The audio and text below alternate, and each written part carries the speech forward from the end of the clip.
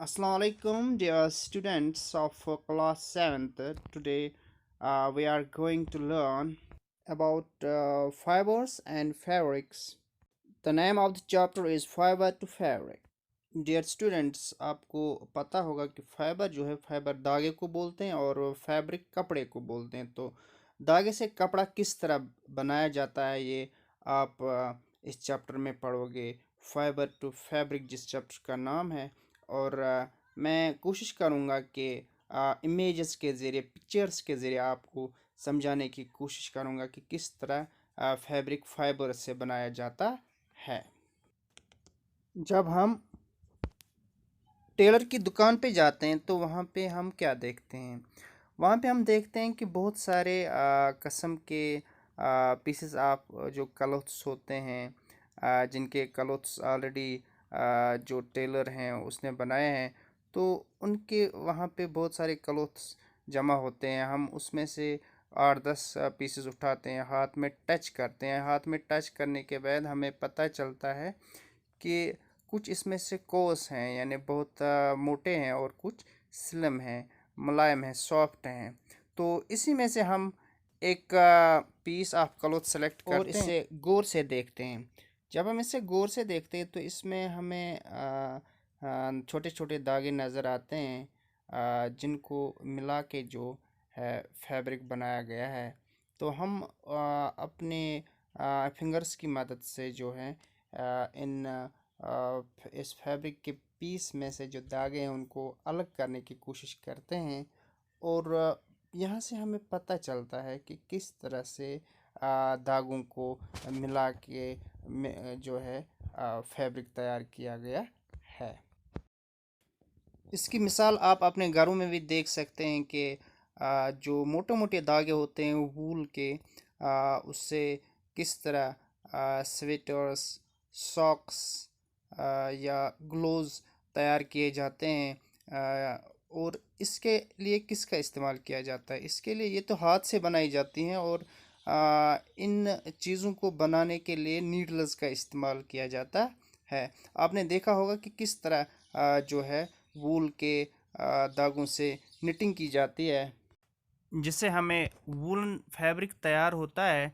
और बाद में इन फैब्रिक्स को जोड़ के जो है सॉक्स, स्वेटर्स, ग्लोव्स और भी बहुत सारी चीज़ें बुनी जाती हैं।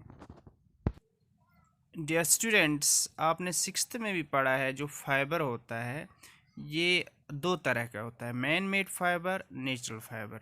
फिर एग्जांपल्स ऑफ मैन मेड आप स्क्रीन पे देख सकते हैं। Nylon, polyester, polythene, polypropylene, rayon, ये इस मैन मेड फाइबर्स में कुछ एग्जांपल्स आते हैं। ऊपर आपको नेचुरल फाइबर जो दूसरा टाइप है फाइबर का, नेचुरल फाइबर भी दो तरह का होता है on the base of origin. अगर प्लांट ओरिजिन से है तो प्लांट फाइबर कहते हैं इसे, और अगर ये फाइबर एनिमल ओरिजिन से है तो एनिमल फाइबर कहते हैं।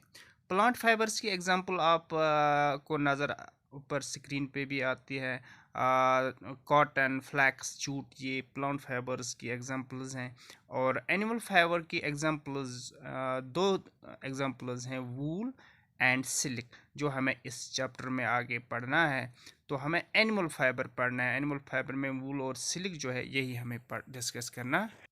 तो सबसे पहले हम वूल का देखते हैं, वूल कहाँ से हमें हासिल होता है। तो वूल किन किन एनिमल्स से हमें मिलता है, जो वूल यील्डिंग एनिमल्स हैं आप ऊपर स्क्रीन पे देख सकते हैं। शीप, गोट, कैमल, याक, रैबिट जो हैं वूल यील्डिंग एनिमल्स हैं, क्योंकि ये हमें वूल देते हैं।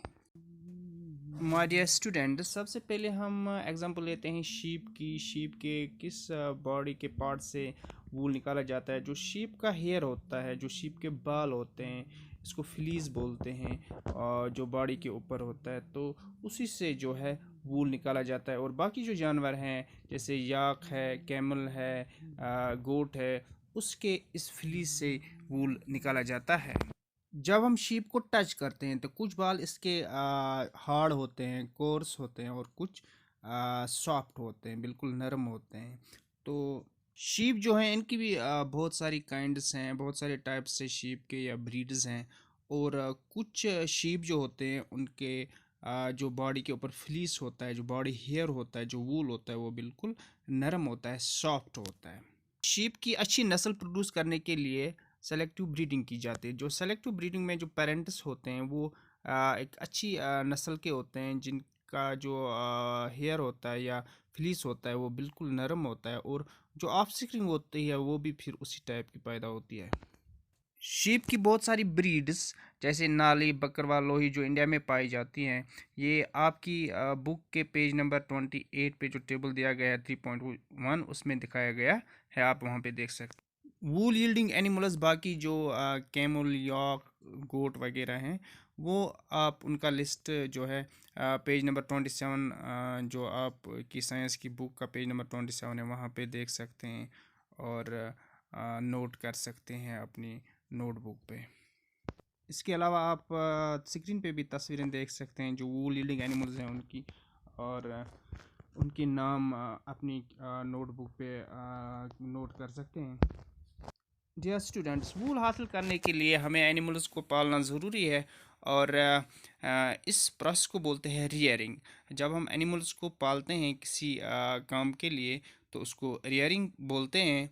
और अच्छा प्रोडक्ट हासिल करने के लिए हमें जो एनिमल्स की या यहाँ पे हम मिसाल लेते हैं शीप की अच्छी नस्ल चाहिए, और अच्छी नस्ल हासिल करने के लिए सेलेक्टिव ब्रीडिंग की जाती है, और तब जाके जो है शीप की एक अच्छी नस्ल जो है उनकी पैदावार होती है, और फिर उनसे ही हम वूल हासिल करते हैं, और इस प्रोसेस को बोलते हैं रियरिंग।